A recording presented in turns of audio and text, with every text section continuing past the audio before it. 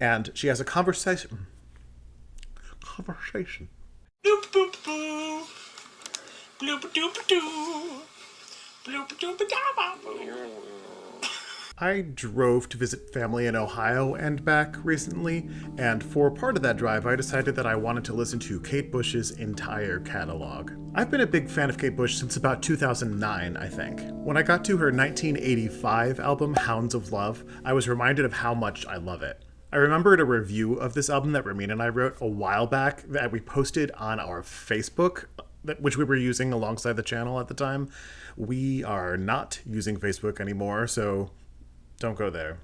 It's a scary place. But I realized that that review was something that could be on our channel, with some pretty heavy rewrites. Hounds of Love is an album in two distinct parts. The first 5 tracks are mostly radio-friendly pop hits. Alright, in some cases they're pretty cerebral synth songs, but in all cases I would say that they're bangers, I guess. The second half of the album, The Ninth Wave, tells a story. We'll get to that story later, but first let's just focus on those first 5 songs. Hounds of Love was Kate's best-selling album, I assume at least mostly because of the song Running Up That Hill.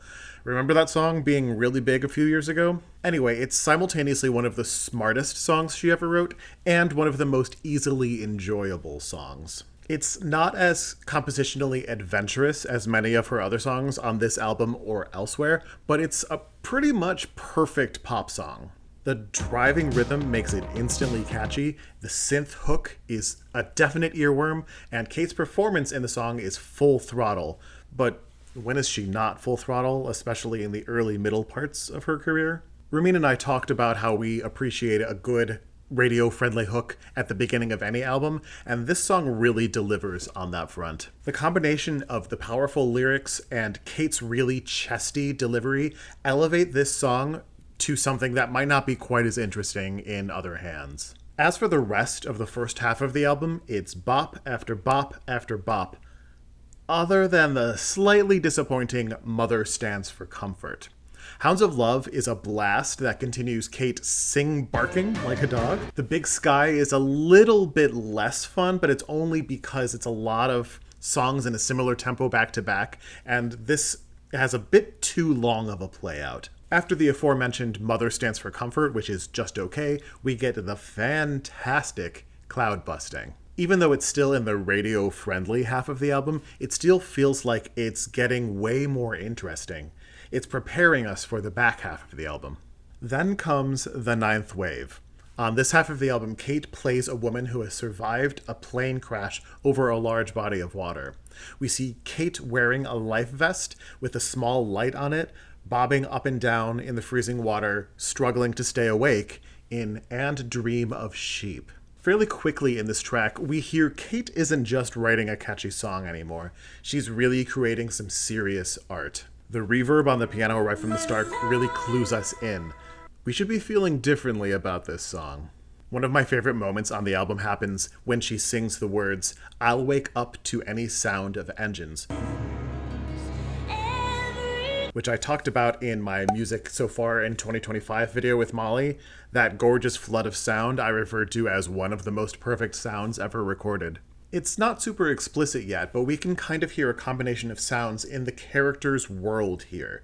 Waves tossing her around, perhaps a boat's engine, or, as we'll hear later, a helicopter searching for survivors of the crash. The song isn't particularly earwormy, and it doesn't have the best hook in the world, but it's just so well made. Even though she's struggling to stay awake, Kate does fall asleep. What follows is a string of hallucinations and out-of-body experiences as she is unconscious, dies, and is either medically or magically brought back to life. In her hallucinations, she's trapped in freezing water under a sheet of ice in Under Ice, which is a ominous, spooky song. She's on trial for witchcraft in Waking the Witch. That song amps up the danger that we're feeling. She, as a ghostly apparition, visits her family back at home in Watching You Without Me, and she has a conversation with her old woman self that doesn't exist yet in Jig of Life. This leads us to, in my opinion, the crowning jewel of the album, Hello Earth. It starts with a fairly typical 80s ballad that only gets more 80s when the tempo picks up a bit and the percussion comes in, but then the interesting things start happening. Eventually, we get a smash cut key change coupled with an intense texture shift. The percussion drops out, and we just have these simple, eerie, almost sickly strings.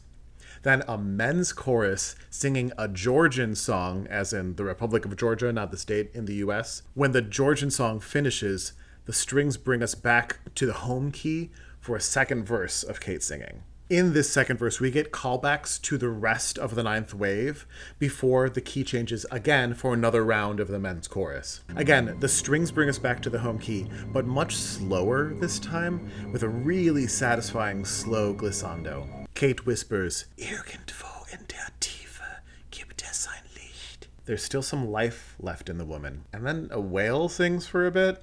The camp. I love it. Before I talk about the final track on the album, I want to talk about how Hello Earth is an inspiring song for me as a composer. Kate juxtaposes wildly different sound worlds, a trick that I actually picked up from a different artist who was probably influenced by Kate, but this Kate feeling just sort of emphasized that and solidified that. But the way that Kate does it, she makes the sounds fit together in a way that makes it sound like they have always belonged together. The use of an imagined physical space in the sound of the music is masterful. It sounds immense, vast, and empty, like a soul floating through space might. And then The Morning Fog is a happy ending, but it's kind of a disappointing one. It's not a bad song per se, it's just mostly kind of a letdown from Hello Earth. The song just ends with such a nothing ending that it feels really dissatisfying. That being said, though, this album is a masterpiece. It's one of my top favorite albums of all time. Looking at the reviews on Wikipedia and converting them to percentage scores, I estimate that the critics gave this album a 93%. And that just so happens to be the exact score that Ramin and I gave this album. Here's where this album sits in our ranking of albums. See, we really love this thing. Please give it a listen. It's so, so good. Anyway, I hope you enjoyed that quick review. Please give this video a like if you liked it. Please give it a pity like even if you didn't like it. Subscribe to our channel if you want to see more reviews of music and video games and some other discussions about media in general. Up here is a video that YouTube thinks you might like, so check that out. Down here is a playlist of other reviews, so check those out if you want to see some more music reviews. And that should be about it. Maintain your groovy selves.